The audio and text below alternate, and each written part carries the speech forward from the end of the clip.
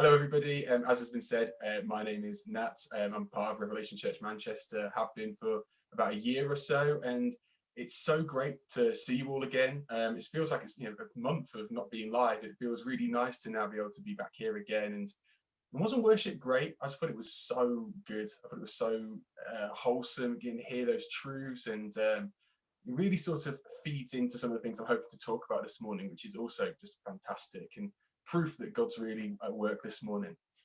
As has been said, this is a one-off message from the book of Joshua. We're going to be looking at chapter 1 and verses 1 through to 9.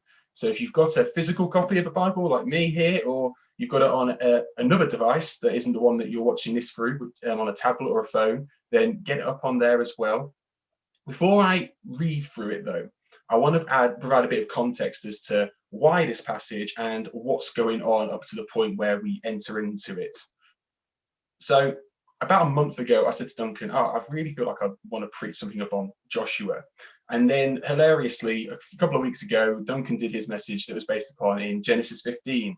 And this kind of narrative of and he spoke about, living through faith, and that's how Abraham, he believed in God and it was credited to him as righteousness, and about living by faith.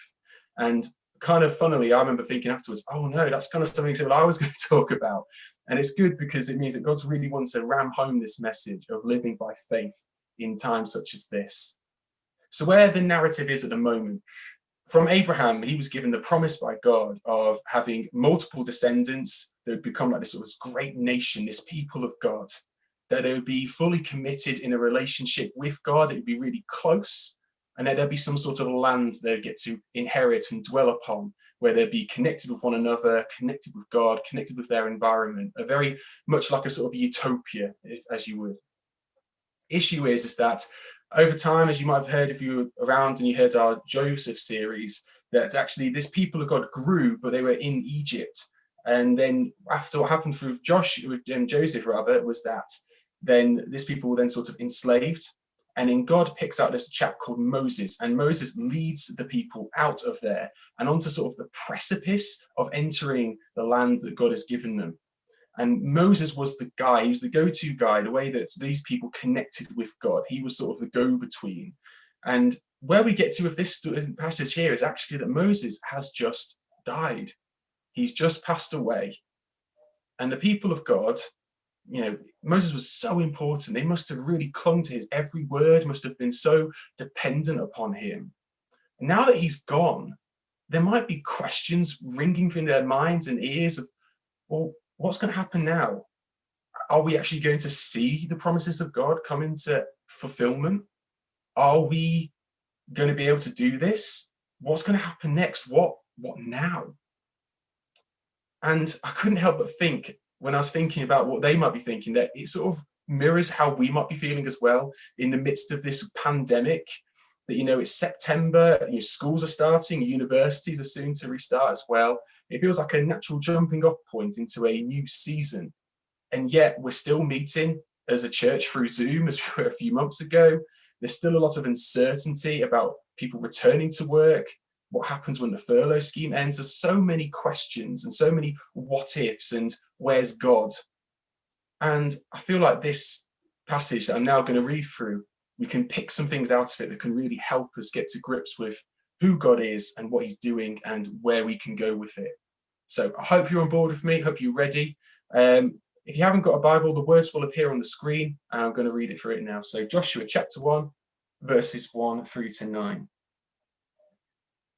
After the death of Moses, the servant of the Lord said to Joshua, the son of Nun, Moses' assistant, Moses, my servant, is dead. Now therefore, arise, go over this Jordan, you and all this people, into the land that I am giving to them, to the people of Israel. Every place that the sole of your foot will tread upon, I have given to you, just as I promised to Moses.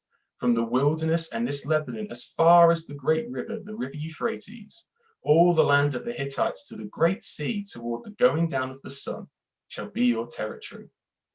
No man shall be able to stand before you all the days of your life. Just as I was with Moses, so I will be with you. This is great. I will not leave you or forsake you.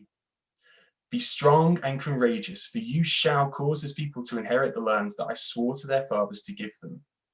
Only be strong and very courageous, being careful to do according to all the law that Moses my servant commanded you. Do not turn from it to the right hand or to the left, that you may have good success wherever you go. This book of the law shall not depart from your mouth, but you shall meditate on it day and night, so that you may be careful to do according to all that is written in it. For then you will make your way prosperous, and then you will have good success. Have I not commanded you? Be strong and courageous. Do not be frightened, and do not be dismayed, for the Lord your God is with you wherever you go. Now, I don't know about you, but that passage is so rich. God speaks throughout most of it, and what he says is just so amazingly good. I could spend hours talking about it, but I'm really just going to narrow home in on the first opening couple of verses where God begins to speak. And hopefully it will give us an idea of who God is, how he's speaking to Joshua in this time, how he might be speaking to us now, and then where we can go from there. So I'm just going to jump in the back through halfway through verse 1, and I'm going to read this first bit that God says. So it says, the Lord said to Joshua, the son of Nun, Moses' assistant, and this is what God says. First thing, Moses, my servant, is dead. That's God's opening statement. It's a rather obvious statement. And I don't know about you, but sometimes I find when obvious statements are made from people in sort of authority or positions of power, I find it quite irritating. I'm a big sports fan, and football, and usually there are experts or what they call pundits that at halftime or at the end of a match, they're there to give you some insights as to what's gone on. And there are some in particular who don't really for me anyway, at least, give me much fresh insight. It feels like they're telling me things that I already kind of know. And it's really easy to just switch off and think, I'm not really going to pay attention here. There's nothing really new for me. And we could perhaps think that in this moment that Joshua might feel kind of similarly. He might be like, I know this is the problem. I'm incredibly grief-stricken. The man who I looked up to and revered for all of my life has now passed away, gone on, and now we're unsure about what's really going to happen next. Because you see, Joshua is just a person like you and I with emotions and insecurities, hang-ups, feelings perhaps of past failings or bruises that he's had throughout his life. It might be difficult to think, well, all the situations, all of this emotion can almost act as like lenses in the glasses that get fogged up, and the situation becomes really blurry, and it means that you can't really focus on God in the same way, or you feel like you kind of want to switch off. But I think it's really important that we really think about what God is saying in this statement and what it might actually mean. That actually, I think there is a deeper insight into what's going on here. I feel like when God is saying this opening statement, what he's actually doing is not just stating the obvious, but rather he's going quite deep. And I mean deep in this way. He's able to say to Joshua, I know the biggest problem that you are facing, and I know what's going on, and I am in this. I'm not just seeing this, but I am in this, and I know what's going on. And this is a God that's not like a distant, dictatorial kind of God in the way that society sometimes portrays him, but rather, as Matt shared in his wonderful sermon during our summer series, that God is an eternal, loving, communicative, and present Father. He is a better Father than any father we can ever come across in our life on earth. He is so good, and he sees everything that's going on, not just in our lives, but in Joshua's life, in the life of the people of Israel, across this entire globe of people now and to come. And yet he knows exactly what's going on in Joshua's heart and mind. And it's true for me and you as well. How good is it to know that God is fully with us, present in our situation, and he knows what's bugging us and what's going on inside of us. So perhaps that's really what God is getting at here. He's trying to say, I'm with you in this. I'm fully for this, and I'm with you.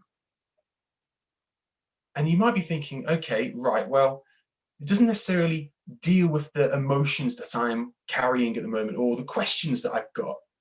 So maybe God's now going to start immediately giving Joshua some reassurances of what's going to happen. And although God does do that, it's not the first thing that he goes straight into. The next three words that God says after that opening statement are this: now, therefore, arise. So this is in verse 2. So again, it says, Moses, my servant, is dead. Now, so in this moment, therefore, because of what's going on, because Moses has passed away, because of the pain and the grief that you are feeling, arise, get up, go, do. And I don't know about you, but when I'm carrying the weight of different emotions and burdens of troubles and trials, I find it really hard to be able to focus on God. Like, as I said before, like that analogy of the glasses, that I feel like my glasses get really blurry and foggy and I can't focus on God. And what I feel like God is encouraging us to do in this time is actually kind of that second thing that God wanted to promise to Abraham, was that there'd be a great people, but that there would be this close relationship, this intimate way of speaking with one another. And now intimate ways of speaking between God and man and even between lovers on earth doesn't necessarily mean that it's always lovey-dovey. Sometimes it's about speaking out the really deep questions and really being brutally and totally honest about how we're feeling and how we're doing. Because it's easy to just try and do what God is saying, just to go and arise and just do and shut off the emotions and clamp them down and just try and just power through each day. And to be honest with you, that's how I've been feeling this past couple of months during this sort of coronavirus living. It's like day by day, just plodding on through, trying to go through the motions, just doing the work that I can do, going to sleep, getting up again and just doing the same thing. When I'm talking with God, just going through the motions and not really engaging with it. And what I found was that as I did that, like my capacity to be able to deal with situations was just getting worse and less and less and less. Because I believe that we all have a God-given capability, a capacity of what we can cope with and deal with. I think that's a biblical concept. In Psalm 23, it's just a bit of a side note, but I'm going to say it. In Psalm 23, a really well-known passage in secular society in the West, it says in there that my cup overflows. And although in that section it's talking about how God's joy is what's poured into us, it gives a sense that a cup, it copes with a certain capacity or volume. And I think that's true of us. It's that my cup, my soul, my heart only has a set ability of what it can cope with. And if it's full of emotions and disappointments and struggles and trials and trauma, it's really hard to then sort of put it aside and engage with God and see him for who he is. And as I said, I've been going through these past couple of months living that way. And it all came to a head about 4 weeks ago, where I just sort of came apart before my wife Fran and before God, and just went, God, I've got so many questions. Why is this pandemic here? Why is it happening now? Why hasn't it gone away yet? Why can't I just see my friends? Why can't I do church in the normal way that I'm used to? Why can't I just see my friends? Why can't I give them a hug? Why can't I see my family in the way that I normally would? And then on top of that, there's some personal things that I've been going through. An immediate family member of mine has been diagnosed with stage 4 cancer. It sort of came out of nowhere. It just, all of that stuff just really gets in the way. My cup felt like this one felt incredibly full. But what I did is I started to unload this stuff to God. Is that my cup started to, I'm not going to pour because I've got a bit of coffee in here, but not just go everywhere. And as I said, Fran, my wife would be really annoyed, but I started to empty it out.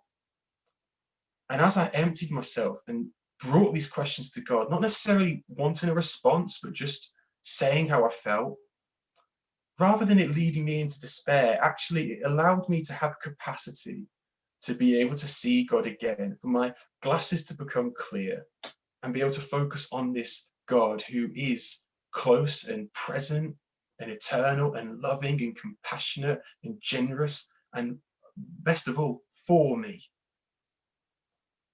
And from that position, we can then go and do.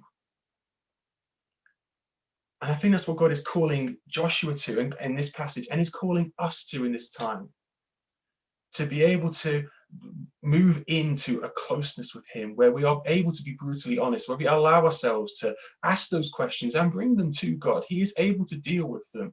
He will not be taken aback or knocked off course just because you're asking deep, quite tough questions. He's able to cope with it. As I said, he is eternal. He is sovereign. He's able to cope with it. And he's a father. He cares. And he wants to know how you're doing and how you're feeling. And he's with you.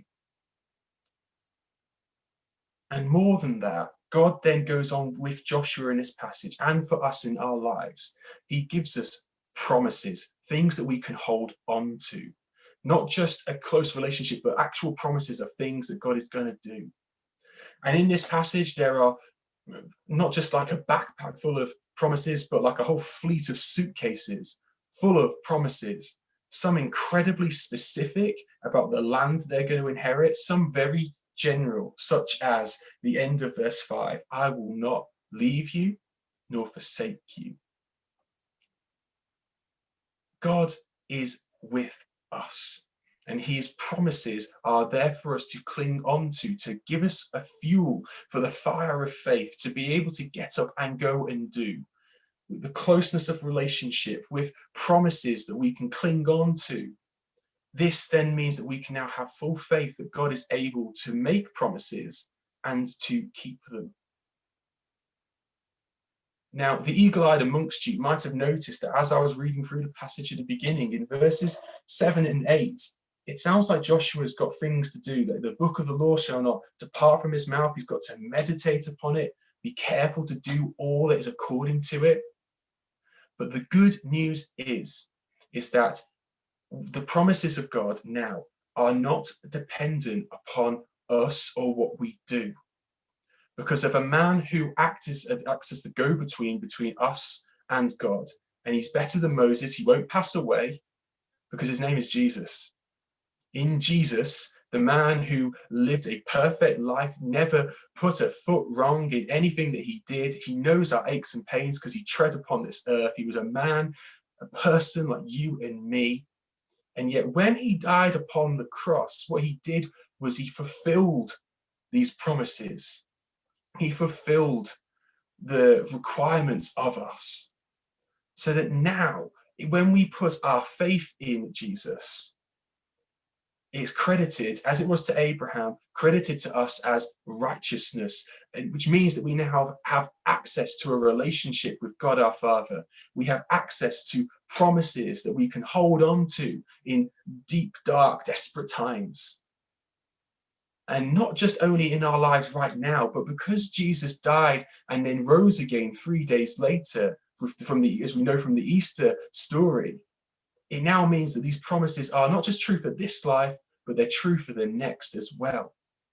What an offer that we've been given here by God. If we put our faith in Jesus, if we put our full hope, lean fully into him, then we now get to have access in a relationship with an eternal Father who's with us, for us, whose sovereign plan means that he knows how it's going to end, and nothing that we do is really going to change the course of that.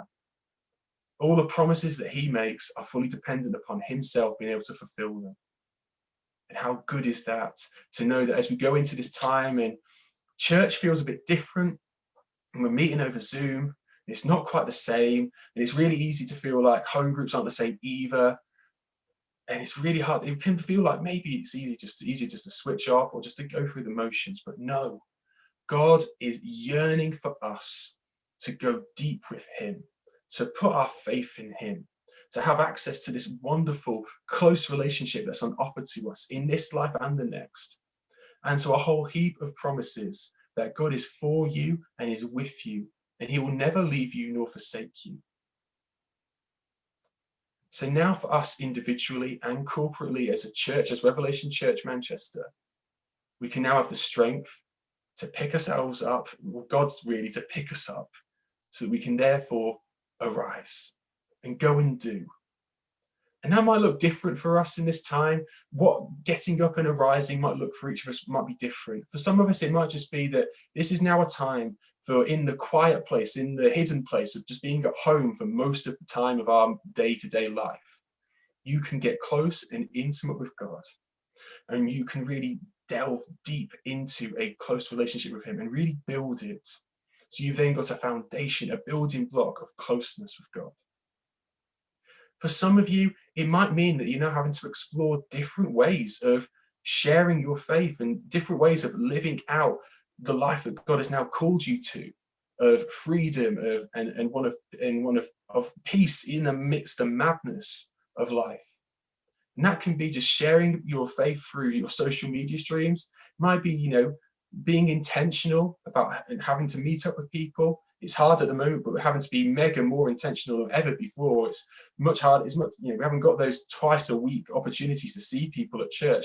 Let's be intentional about meeting up with one another and with friends and family that don't know Jesus. Let's go for walks with them, be socially distant, but let's be with them and share with them the good faith and hope that we have, that in the midst of this madness and the darkness, that Jesus, that God is the light, and that he is with us and for us and will lead us through it.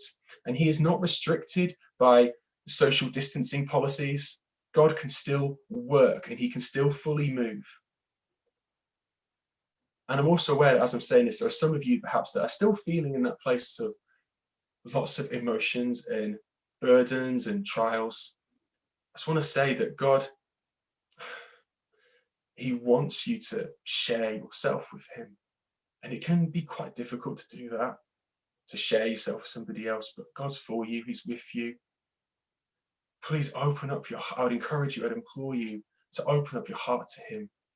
Let him speak to you, because even if you don't see it or feel it at the moment, he is working and he is moving.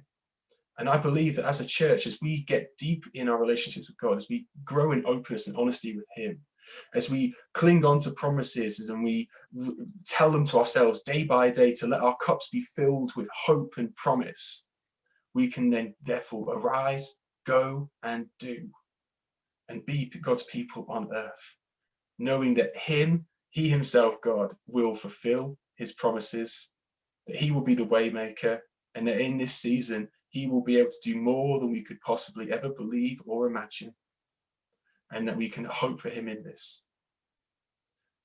We're going to sing a song in a minute.